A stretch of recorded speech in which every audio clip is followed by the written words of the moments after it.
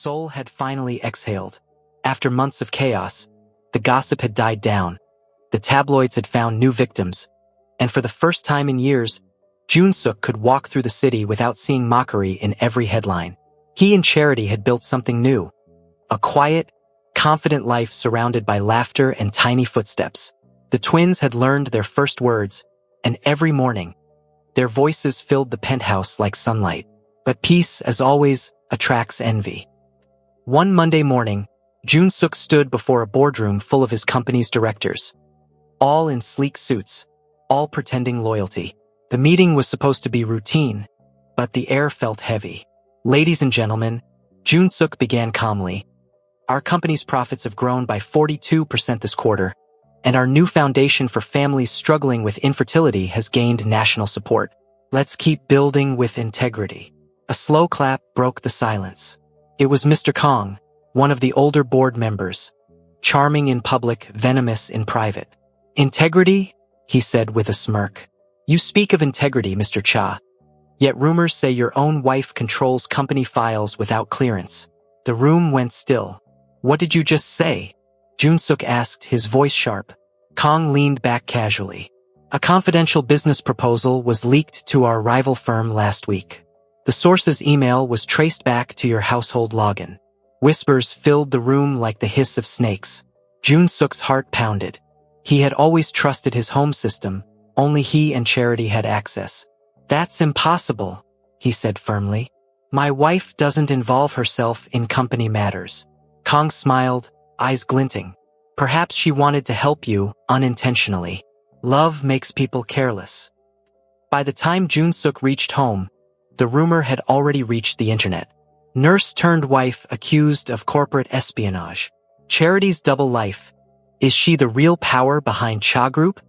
Charity was sitting in the nursery, feeding one of the twins, when he walked in with his jaw clenched. Babe, she said softly, sensing his storm. What's wrong? He hesitated, then told her everything. Charity froze, staring at him like she'd been slapped. They're blaming me? For their stolen files. Yes, he said, and they're already spreading it. She stood furious. So after all this, they still want to turn me into the villain? Fine, let's go to that boardroom together tomorrow. I'll face them myself. Charity. No, Jun-suk. I didn't come this far to let snakes whisper in peace. The next morning, the board members arrived to find Charity already seated at the table, dressed in a crisp white blazer and black heels. Her confidence filled the room before she even spoke. Good morning, gentlemen, she said coolly. I'm the woman you've been gossiping about. Let's save time. Show me your evidence. Kong cleared his throat, fumbling through files. We traced the email to your home IP address. And? She said, arching an eyebrow. Did the email sign itself Love? Charity? A few men snickered quietly. Kong narrowed his eyes. It's enough for suspicion. Suspicion isn't proof, she replied, voice like glass.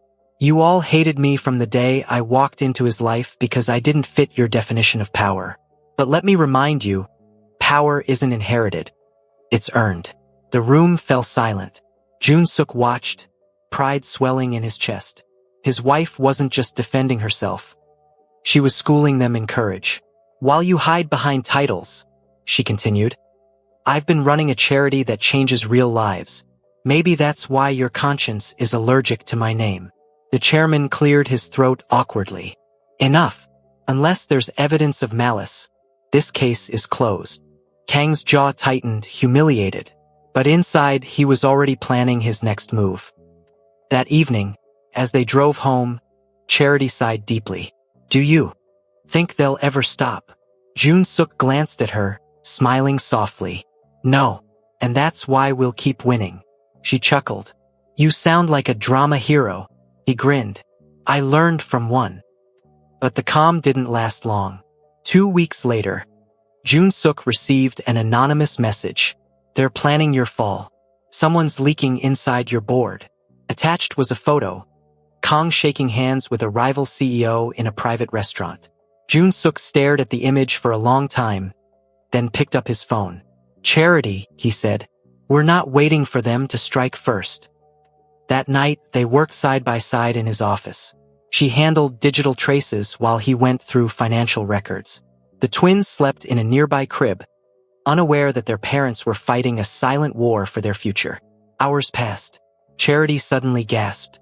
"Babe, look at this." She turned her laptop toward him. "Kong created a shell company under your name. He's been rerouting funds and setting it up to look like embezzlement." Jun-suk's eyes widened. "That snake." They compiled every file, every transaction, every timestamp. It was all there, enough to destroy Kong completely. The next morning, Jun-suk walked into the boardroom with quiet fury. Charity joined him, holding a tablet. The same men who once whispered against them sat in uneasy silence. "Mr. Kong," Jun-suk began calmly, "you accused my wife of leaking information. I assume you value transparency?" Kong sneered. "Of course."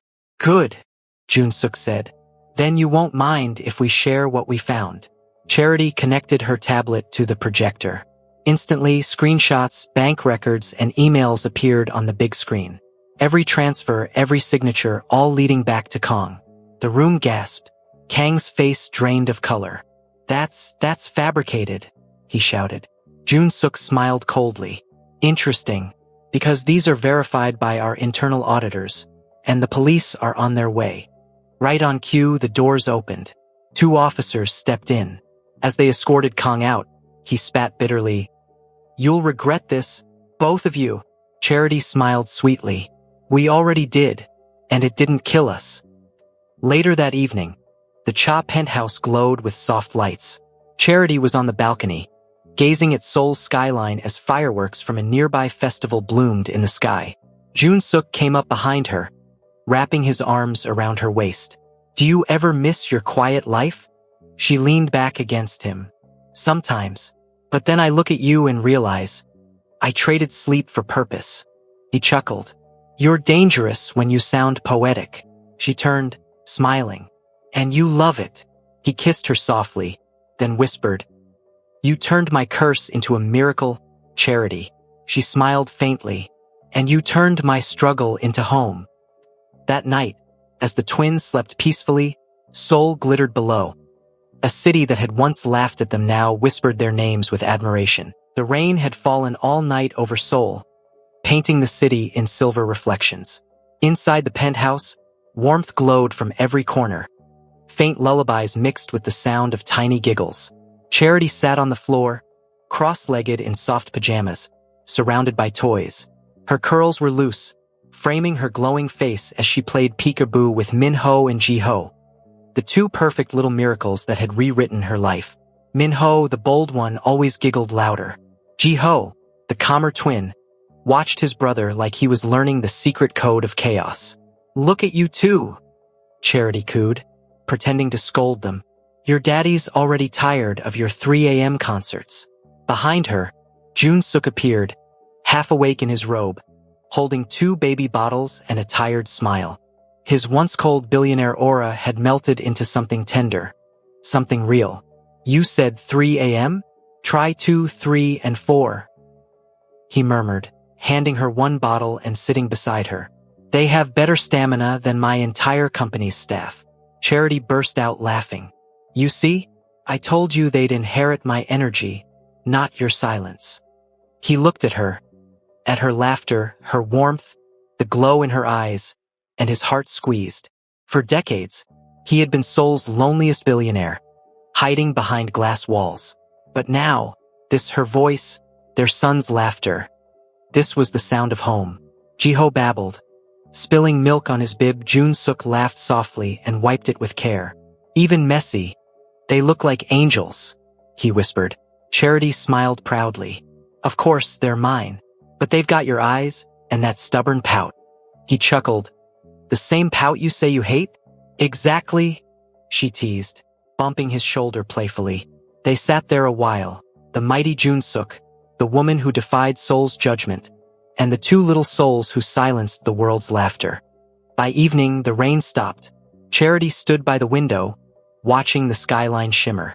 Jun-suk came up behind her, wrapping his arms around her waist. She leaned back into him, closing her eyes. "Do you ever think about how far we've come?" she whispered. Every second, he replied softly. From a man who cried alone in darkness to this. He kissed her shoulder gently.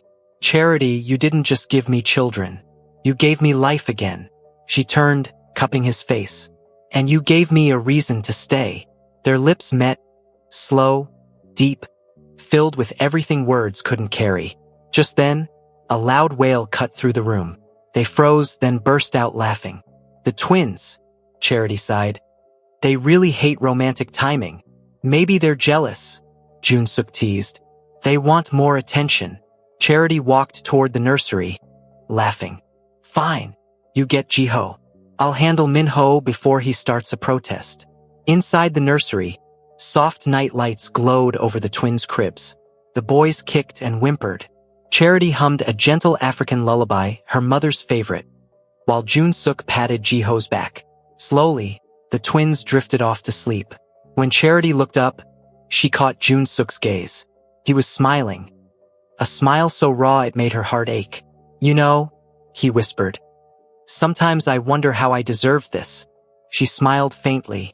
Maybe you finally stopped pretending you were okay, and God rewarded your honesty. He took her hand, pressing it to his lips.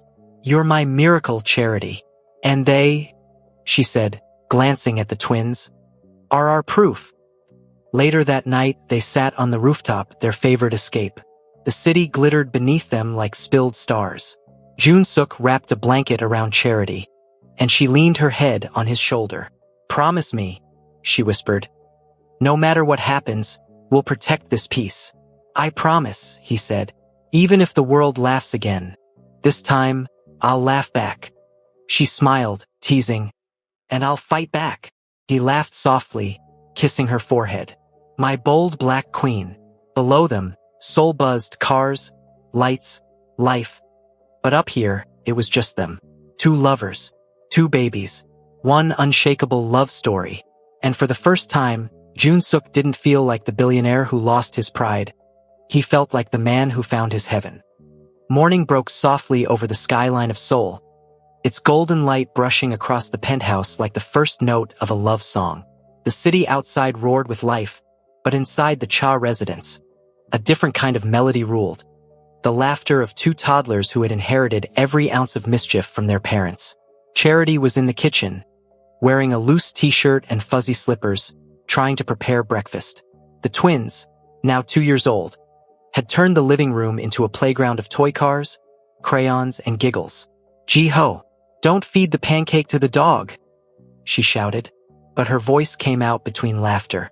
Min-ho, his brother, stood proudly beside the small white puppy Jun-suk had bought for them, holding a spatula like a sword. Mommy, I protect breakfast, he declared in his tiny accent, puffing out his chest. Charity leaned on the counter, laughing so hard her sides hurt. Oh, you're your father's son for sure, dramatic and bossy. From the hallway, Jun-suk appeared, wearing black pajamas and a sleepy grin. Who's bossy? You, she teased. And your son just declared himself the guardian of pancakes. He chuckled, walking over to the chaos, crouching beside his boys. Ah, my brave warrior. Pancakes need good soldiers. Ji-ho clapped his little hands and said, Appa funny. Jun-suk looked up at Charity, eyes soft. They talk more every day. She smiled, her heart swelling. And you said you'd be fine with dogs instead of kids, she teased, walking to him and adjusting his robe. He wrapped an arm around her waist, pulling her closer. I didn't know I could have both. Their laughter melted into a kiss, soft and natural, until Min-ho squealed, You, Appa, kiss mommy again. They both burst into laughter. By late morning, the house smelled of pancakes, strawberries, and warmth. Charity placed 2 little plates on the twins' chairs while Jun-suk poured coffee for her. The once empty penthouse, cold and echoing, now felt like a living dream. After breakfast, they decided to go out. The twins were dressed in matching blue coats, tiny sneakers, and bucket hats that made them look like baby K-drama stars. Charity tied her hair in a bun and wore jeans with a white blouse. Jun-suk put on a dark trench coat and sunglasses, though everyone in Seoul already knew his face. Ready for war? Charity teased as she strapped the boys in their stroller. War. Public outing with twins, she said dramatically. You'll see. He laughed, holding the door open. I've handled billion-dollar deals. How hard can it be? An hour later, he understood. They had barely stepped into Latte Mall before chaos erupted. People whispered, gasped, took photos. The same tabloids that once called him the infertile heir were now snapping pictures of the perfect family. Charity held her head high, graceful, bold, unbothered, while Jun-suk kept his composure, pushing the stroller. Oh my God, that's them, one woman whispered. Those twins are so cute, another gushed. Can you believe it? He really has kids. Charity smiled at the murmurs, whispering to him, let them talk. Every word is a reminder that God writes better stories than rumors. He looked at her, pride swelling. You always know what to say. Ji-ho suddenly shouted, Mommy, ice cream. And Min-ho joined in, ice cream, ice cream. Charity laughed. Okay, let's get ice cream before they riot. As they walked toward the ice cream shop, cameras followed. But for once, Jun-suk didn't care. Let the world see. Let them see the truth that love had conquered his pain. He bought ice cream for the twins, vanilla with rainbow sprinkles, and one for Charity, who winked at him over her cone. You're spoiling them, she said. They're mine. I'll spoil them forever, he replied softly, and she believed him. That night, back home, Charity bathed the twins while Jun-suk cleaned up toys. The bathroom echoed with laughter and bubbles. Ji-ho splashed too much, soaking Charity's hair. Ji-ho, you'll flood the penthouse, she yelled through laughter. Jun-suk peeked in, smirking. Looks like you're the one who needs a bath. She flicked water at him. You come help then, Mr. Billionaire. He rolled up his sleeves, joining in. The four of them laughed until their stomachs hurt. When the twins finally fell asleep, Charity sat by their cribs, stroking their tiny hair. Jun-suk stood behind her, watching the glow in her eyes. You're incredible, he whispered. She looked up. No, we are. You fought the world for this family, Jun-suk. He knelt beside her, taking her hand. I'd do it again 1,000 times. Their eyes locked, full of love and shared battles. Later, as midnight blanketed Seoul, they stood on the balcony, watching the city lights. Charity leaned against the railing, while Jun-suk wrapped his arms around her from behind. You ever think about the past? She asked quietly. Every day, he said. But I don't hate it anymore. If I hadn't been broken, I wouldn't have found you. She smiled faintly. And if I hadn't been bold enough to love you, Seoul would still be laughing instead of watching our miracle. He kissed the top of her head. You make me believe in second chances. And you make me believe in forever. Below them, cars glowed like fireflies. Inside, the twins stirred softly, safe and loved. Charity turned, resting her head against his chest. You know what, Jun-suk? I think we're the happiest family in Seoul. He smiled, his voice a whisper against her hair. We're not just happy, Charity. We're legendary. The night began with laughter. The penthouse glowed with soft amber lights, the twins chasing each other around the coffee table while Charity filmed their giggles on her phone. Jun-suk, still in his white shirt from work, sat on the couch pretending to be a monster, growling as the boys squealed and ran behind their mother for safety. Appa scary, Min-ho shouted, clutching her leg. Appa cute, Ji-ho argued, and Charity burst into laughter. Looks like one of them inherited my honesty, she teased, sticking her tongue out at Jun-suk. He raised a brow, pretending to look offended. So I'm not scary anymore? Only to investors, she shot back.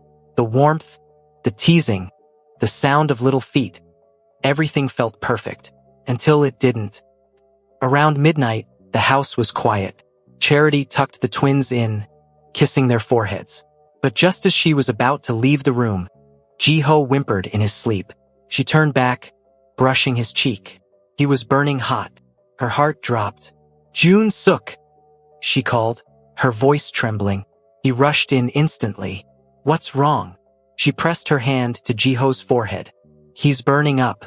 It's not normal.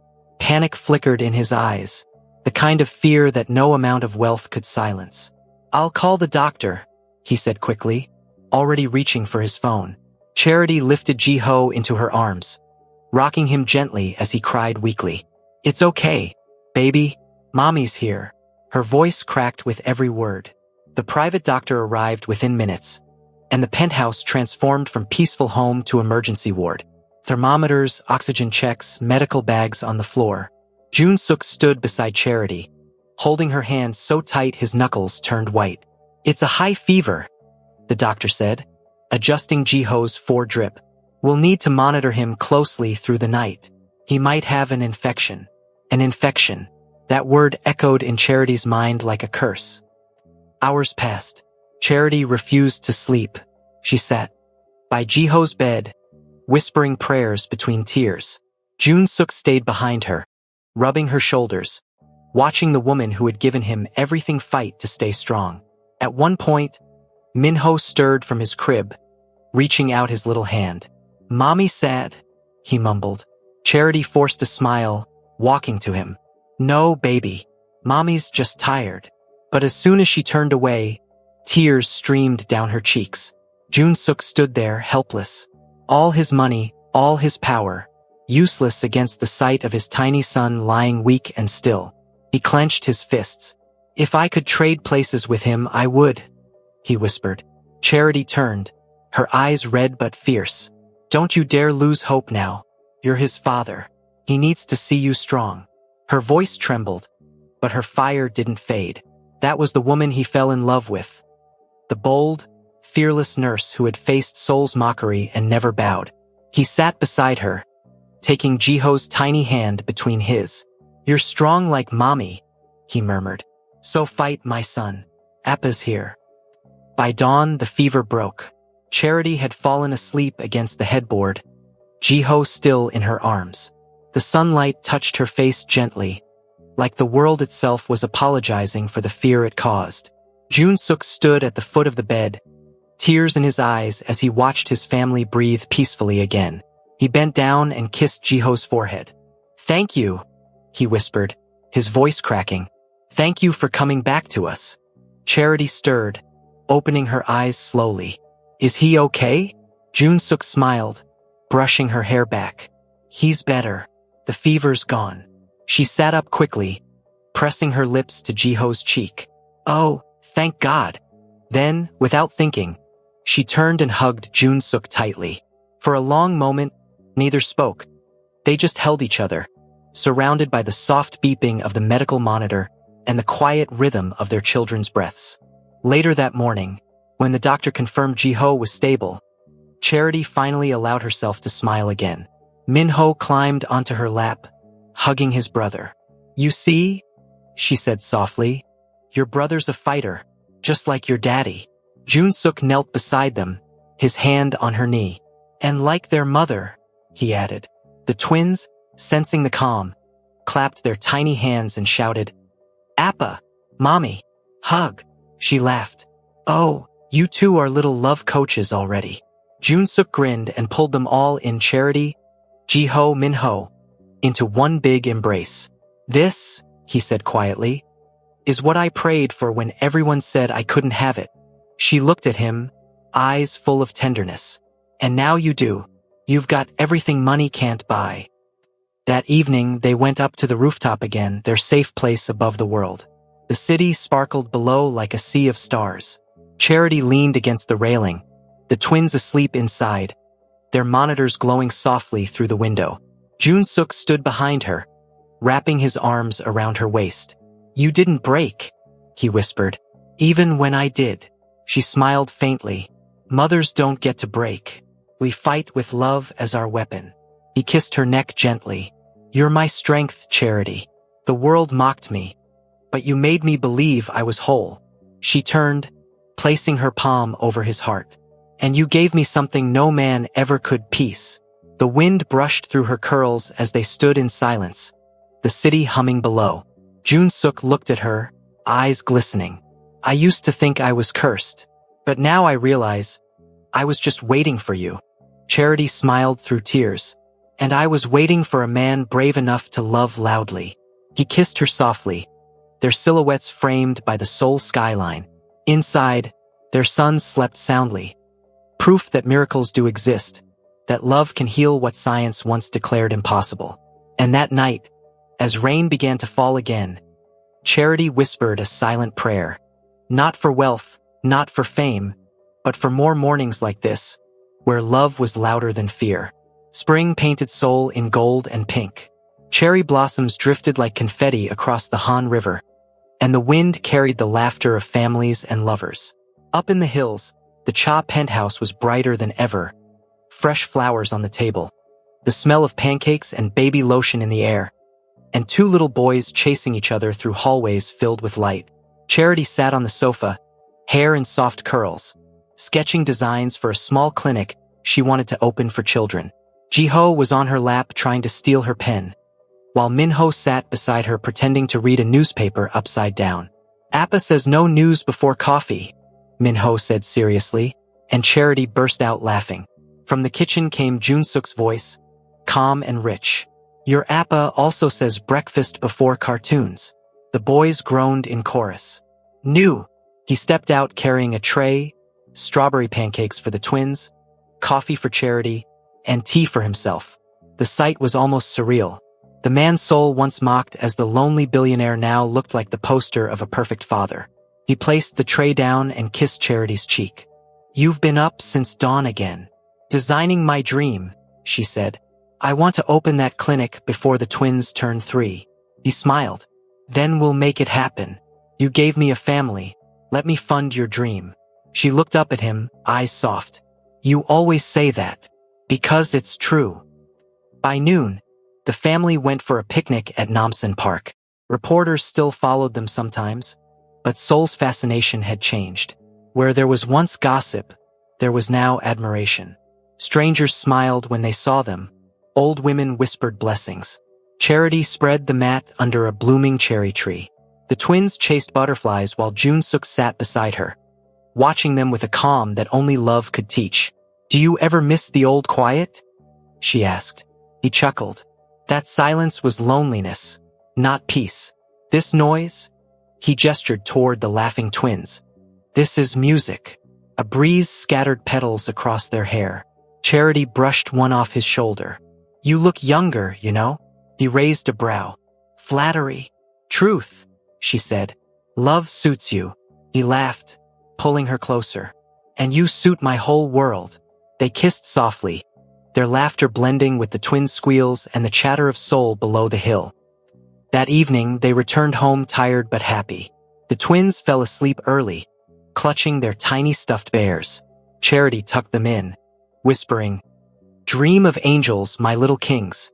Jun-suk waited on the balcony, 2 glasses of wine on the table, the city sparkling beneath. When she stepped out, he handed her one. For what are we toasting? She asked. To miracles, he said simply. To every night that felt impossible and every morning that proved otherwise. They clinked glasses, the sound light and clear. After a moment, he reached into his pocket and pulled out a small velvet box. Charity froze. Jun-suk. He smiled, nervous for the first time in years. When I first met you, I didn't believe I could be loved. You changed that. You changed everything. So tonight, I want to give you something simple. My forever. Inside the box was a delicate ring shaped like 2 intertwined cherry blossoms. Tears filled her eyes. You don't have to.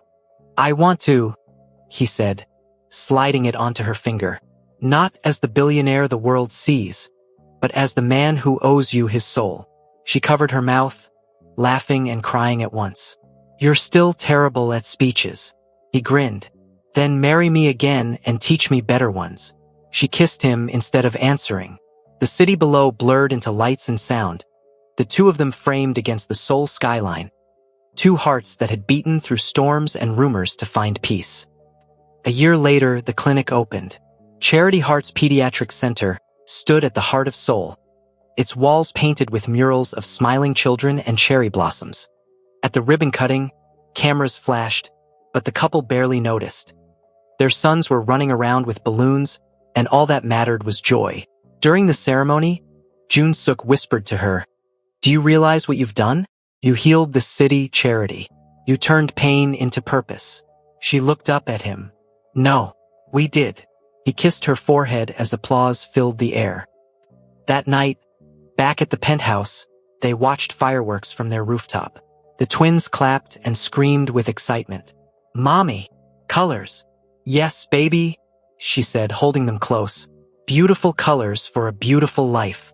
Jun-suk wrapped his arms around all three of them. "Every color reminds me of you." The fireworks burst above.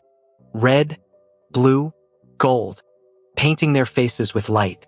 Charity turned to him and whispered, "Promise me we'll never let the world dim this." He smiled, eyes shining. "Not even the world is strong enough." They stood there as the final firework bloomed, a heart shape glowing over the city. The twins gasped, "Appa, it's love."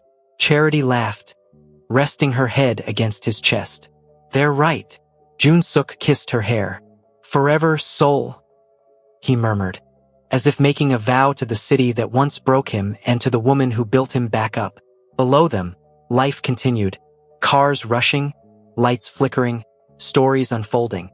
But above it all, on that rooftop, for souls lived a miracle no rumor could erase.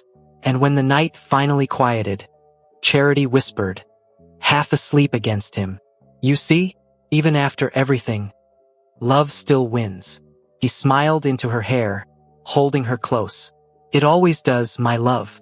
It always does." Hello besties, in this sweet story we learned that true love sees beyond flaws, status or what the world says you can't do. The Korean billionaire was mocked, labeled infertile and left broken, but one woman's love and boldness proved that miracles still exist. Besties, never let society define your worth and never stop believing in love that heals, restores and rewrites destiny. Thank you so much for watching. Kindly like, subscribe and share.